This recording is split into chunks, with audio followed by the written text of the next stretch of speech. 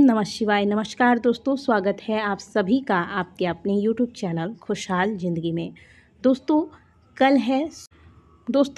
कल है 22 मई और कल है सोमवार का दिन।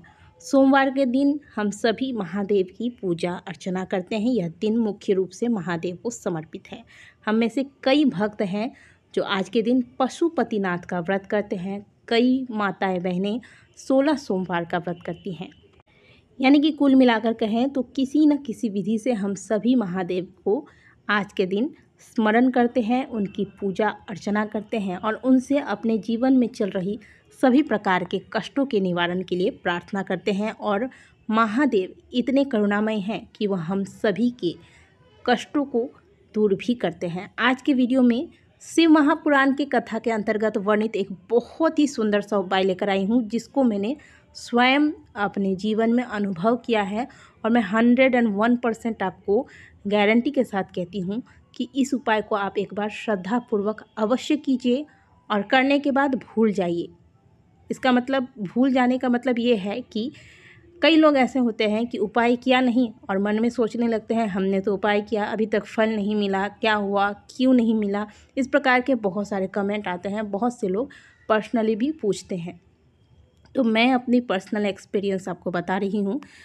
जब भी आप उपाय करें, उपाय करके भूल जाए। गीता में भगवान श्री कृष्ण ने क्या कहा है कि हमारा कार्य है अपने कर्म को करना और कर्म करके भूल जाना, फिर कर्म का फल देना भगवान के हाथ में है। वो जब फल दें ये उनकी मर्जी। यदि आप जीवन में बहुत विषम परिस्थिति से गुजर रहे हैं, बहुत ज़्यादा कठिनाई चल रही है जीवन में, आप पशुपति व्रत तक करके थक गए हैं, प्रदोष के उपाय किए, अभी तक आपको कोई फल प्राप्त नहीं हुआ है, तो एक बार इस उपाय को ज़रूर कीजिएगा। यह उपाय बहुत ही सुंदर सरल सा उपाय है और मैंने स्वयं इस उपाय को किया है दोस्तों। इसका बहुत सुंदर परिणाम प्राप्त होता है। तो चलिए जानते हैं कि इस उपाय को आपको करना कैसे है, कब करना है। यह उपाय आपको प्रदोष काल में करना है। तो इस उपाय के लिए आप एक बेलपत्री लेंगे जो कि कहीं से भी कटा फटा ना हो, बिल्कुल साफ सुथरी सुंदर सी बेलपत्री होनी चाहिए। इस उपाय को महादेव के मंदिर में जाकर ही करना है, किसी भी शिवालय में जाकर कर सकते हैं। तो मंदिर जाए, महादेव के शिवलिंग में जो अशोक सुंदरी वाला स्थान है वहाँ पर आपको यह एक बेलपत्री समर्पित करनी है। कैसे करनी है?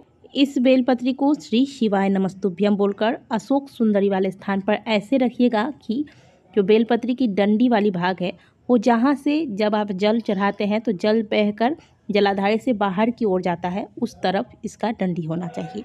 और जब आप बेलपत्री रखेंगे तो जिस प्रकार से शिवलिंग पर बेलपत्री रखते हैं बिल्कुल वैसे ही आपको बेलपत्री रखनी है, ठीक है। अशोक सुंदरी वाले स्थान से इस बेलपत्री को उठाएं और महादेव के शिवलिंग पर श्री शिवाय नमस्तुभ्यम बोलकर अर्पित करें। जब बेलपत्री चढ़ाएंगे तो जहाँ से आप बेलपत्री चढ़ा रहे हैं तो आपकी ओर इस बेलपत्री का जो बीच का पत्ता है आपकी ओर होगा और डंडी वाला जो भाग है वह आपके विपरीत होगा, ठीक है। सरल भाषा में बताती हूँ कि जब आप शिवलिंग पर बेलपत्री चढ़ाएंगे तो डंडी वाला जो हिस्सा है बेलपत्री का वह पीछे की ओर होगा और पत्ती वाला भाग आपकी ओर होगा, ठीक है।